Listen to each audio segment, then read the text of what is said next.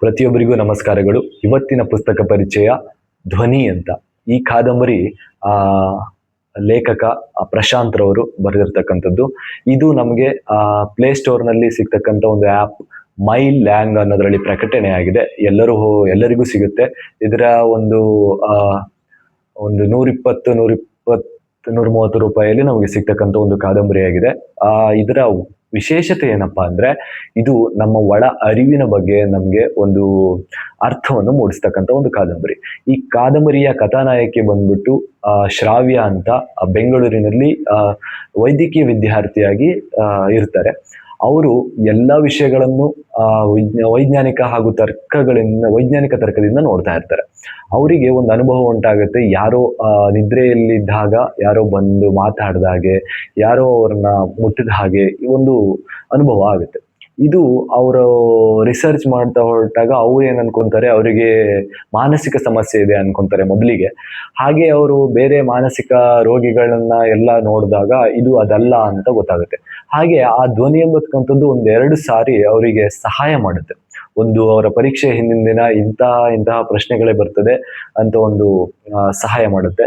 ಇನ್ನೊಂದು ಕಡೆ ಒಬ್ಬರು ರೋಗಿದು ಎಲ್ಲ ರಿಪೋರ್ಟ್ ಸರಿ ಇದೆ, ಆದ್ರೆ ಅವ್ರಿಗೆ ಏನೋ ಸಮಸ್ಯೆ ಇದೆ ಅಂತ ಅವ್ರ ಅವ್ರಿಗೆ ಆ ಧ್ವನಿ ಹೇಳ್ತಾ ಇರುತ್ತೆ. ಅದಾದ ನಂತರ ಅದ್ರ ಬಗ್ಗೆ ಇದು ನನಗೆ ಸಹಾಯ ಮಾಡೋ ಧ್ವನಿ, ಇದ್ರ ಬಗ್ಗೆ ನಾನು ತಿಳ್ಕೊಬೇಕು ಅಂತ ಹೇಳಿ ಅವರು ಎಲ್ಲ ಕಡೆ ರಿಸರ್ಚ್ ಮಾಡ್ತಾ ಹೊರಡ್ತಾರೆ.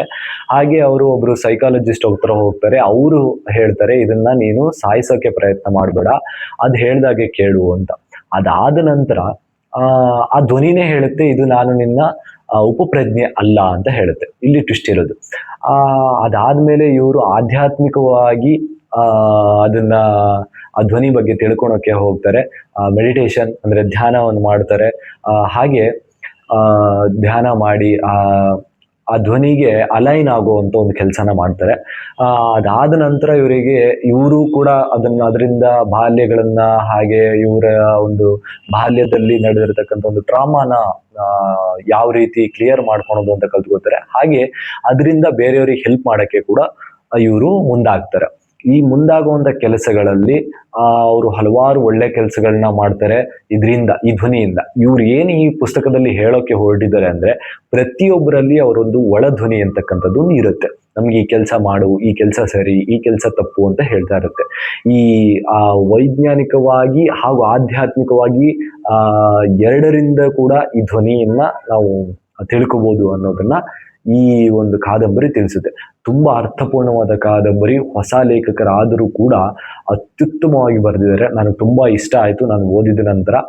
ಯಾಕೆ ಅಂದ್ರೆ ಇದೇನು ತುಂಬಾ ದೊಡ್ಡ ಕಾದಂಬರಿಯೂ ಅಲ್ಲ, ಅಥವಾ ತುಂಬಾ ನಮ್ಗೆ ಹಣ ವ್ಯಯ ಆಗುವಂತ ಕಾದಂಬರಿಯೂ ಅಲ್ಲ. ಒಂದು 120-130 ರೂಪಾಯಿ ಒಳಗೆ ಆಗುವಂಥದ್ದು. ಇವರು 2 ಕಾದಂಬರಿ ಬರೆದಿದ್ದಾರೆ. ಕಾಡಿನ ದೆವ್ವ ಅಂತಕ್ಕಂಥದ್ದು, ಅದು ಇನ್ನೂ ತುಂಬಾ ಚೆನ್ನಾಗಿದೆ. ಅದ್ರ ಬಗ್ಗೆ ವಿಡಿಯೋ ಮಾಡಿ ಹಾಕಿದ್ದೀನಿ, ನೋಡಿ.